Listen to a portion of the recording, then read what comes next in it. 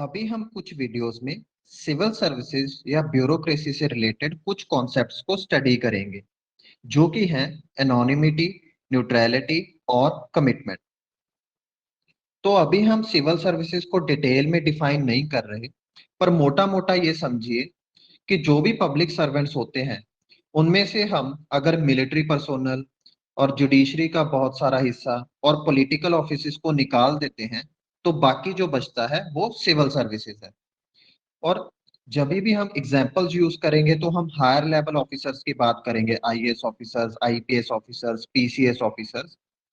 तो बहुत सारी बुक्स में भी यही एग्जाम्पल्स यूज की गई हैं, लेकिन सिविल सर्विसेज में लोअर लेवल ऑफिसेज भी आते हैं। तो ब्यूरोक्रेसी और सिविल सर्विसेज को यहाँ पे हम सिनोनिमसली यूज कर रहे हैं। हम कुछ अजम्पशंस लेके चल रहे हैं जो कि है वेबरिन ब्यूरोक्रेसी की, क्योंकि सिविल सर्विसेज मैक्स वेबर की ब्यूरोक्रेटिक मॉडल पे ही बेस्ड है। तो सिविल सर्विसेज और ब्यूरोक्रेसी में क्या क्या चीजें होती हैं, क्या क्या अजम्पशंस हैं, वो स्टडी करेंगे। फिर हम कॉन्सेप्ट स्टडी करेंगे एनोनिमिटी, न्यूट्रलिटी और कमिटमेंट के। पहला, इम्पर्सनल। जो ऑफिसर्स होते हैं ये ऑर्डर्स लेते हैं ऑफिस से। जैसे अगर कोई इंस्पेक्टर है, वो ऑर्डर किसी डीएसपी से ले रहा है, तो वो office of DSP, deputy superintendent of police important है।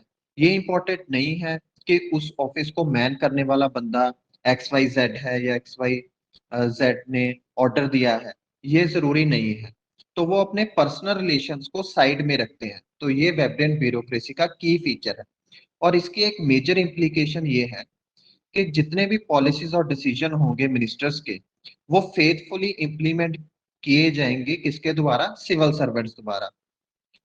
तब भी जब वो कोई कॉन्ट्रेरी एडवाइस दे देते हैं, ठीक है, जैसे कि अगर मिनिस्टर कह दे कि डीमोनेटाइजेशन को इम्प्लीमेंट कर दो, या जैसे डीमोनेटाइजेशन हमारे देश में इम्प्लीमेंट करवाई थी नरेंद्र मोदी और उनके जो क्लोज एड थे उन्होंने, तब सिविल सर्वेंट ने अगर ये एडवाइस दिया होगा कि प्लीज आप डिमोनेटाइजेशन नहीं इम्प्लीमेंट करें, तो भी अगर मिनिस्टर ने कह दिया कि इसको इम्प्लीमेंट करो तो करनी पड़ेगी, वो मना नहीं कर सकते।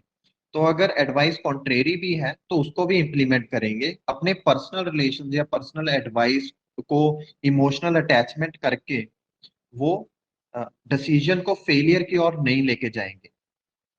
दूसरा, full freedom to express while tendering advice.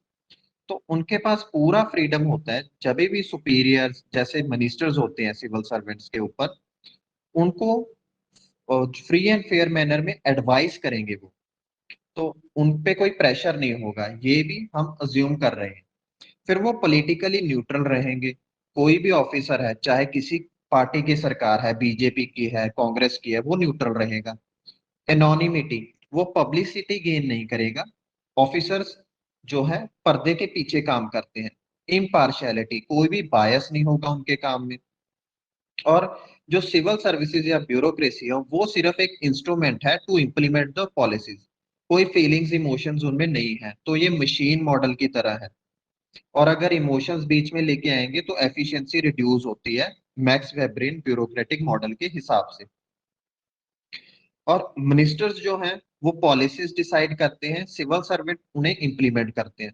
तो पॉलिटिक्स एडमिनिस्ट्रेटिव डायकोटमी जो कॉन्सेप्ट था पब्लिक एडमिनिस्ट्रेशन में शुरू में, वो हम मान के चल रहे हैं। तो ये अजम्पशंस।